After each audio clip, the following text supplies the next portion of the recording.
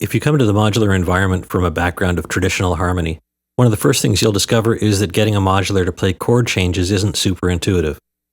But it can be done, and the basic technique is pretty simple. I'll show you how to do it in two ways so that you'll be able to create both chromatic and diatonic transpositions. And I'll cover those terms as well if you're unfamiliar with them. I'll start with a 16-step pattern on the Make Noise René in snake mode.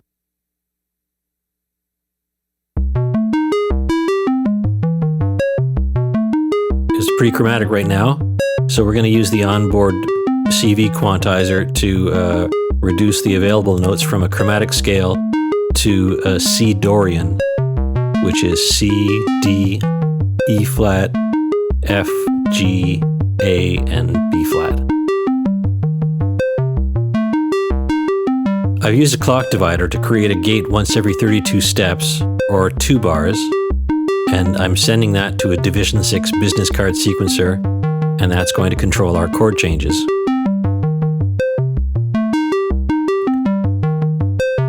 The CV outs from René and the business card are going into the Disting Mark I in voltage adder mode to create our transposition. The Mark I's can be had pretty cheap these days now that they're onto Mark IV hardware, and the voltage adder is pretty handy. It gives you both the sum and difference of 2 voltages and also an octave shift, which is particularly useful when you're adding voltages together because sometimes you'll end up in a higher register than you wanted to, and it's nice to be able to just fix that after the fact and dial it back down to where you want it to be. So let's start that running and see what it does to our sequence.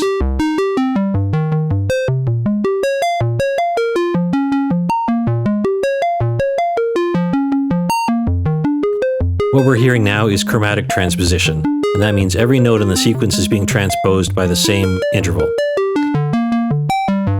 And that's fine in many cases, and I think parallel transposition became one of the defining characteristics of pre-digital electronic music. Think of I Feel Love, for example. That bass line is exactly the same, just transposed to a few different keys throughout the piece. But if you weren't sitting down at an analog sequencer, you're starting to write a song with a guitar or piano or whatever instrument you happen to play, you wouldn't usually say, I'm going to take one chord and I'm going to transpose it all over the keyboard and that'll be my chord structure. So let's look at this another way. We've got the output of this disting running into an ornament and crime module in meta-Q mode, which is a dual CV quantizer. You could also use the IntelliGel microscale in exactly the same way. Right now it's set to chromatic, which means the notes that are coming into it are passing through unchanged. But I'm going to switch it into Dorian mode now, as we did with the René. And now because we're putting the quantizer after the voltage adder, all the notes will stay within that C Dorian mode.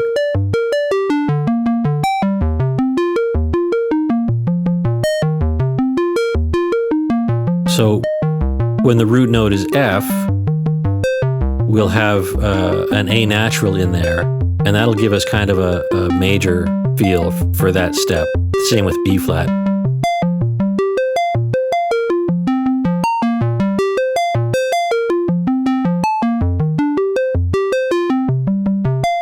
When we move to G, because the C Dorian scale has a B flat in it, we've got that sort of minor tonality.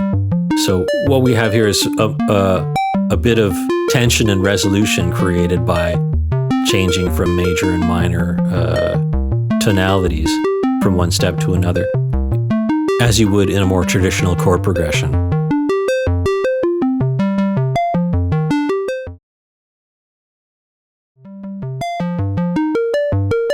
Now I've multed that CV out from the disting into the second channel of the ornament and crime and shifted it up a fifth. This will also be transposed diatonically. And this oscillator is going through some wave folding, so we'll add some timbral variety in there as well.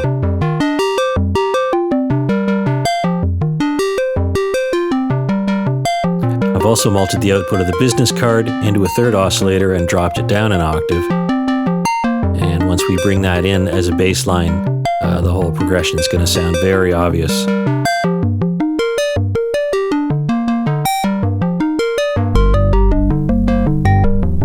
notice once we add this bass line in that the whole composition, the whole progression starts sounding a little more major than minor. And that's because the progression is centered around a B flat, completely accidentally. And because the C Dorian mode has the same notes in it as a B flat major scale, if you put a B flat bass underneath it, then suddenly you're in B flat major. So now let's add a little bit of delay to that sequence line.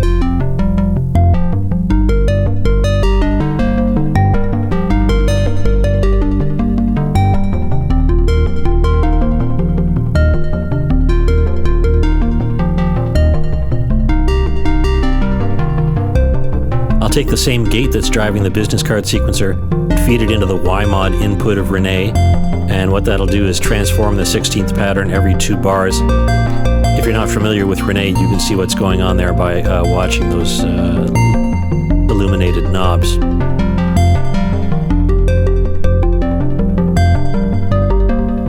That trigger is also going to an envelope generator that's going to add a bit of a filter envelope to that bass note.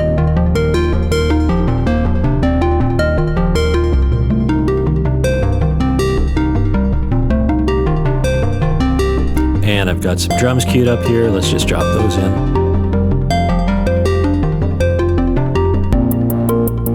And there you have it. Easily the most tonal thing I have ever composed on a modular synthesizer. And that's about it. I hope you found that interesting and useful in a way, and thanks for listening.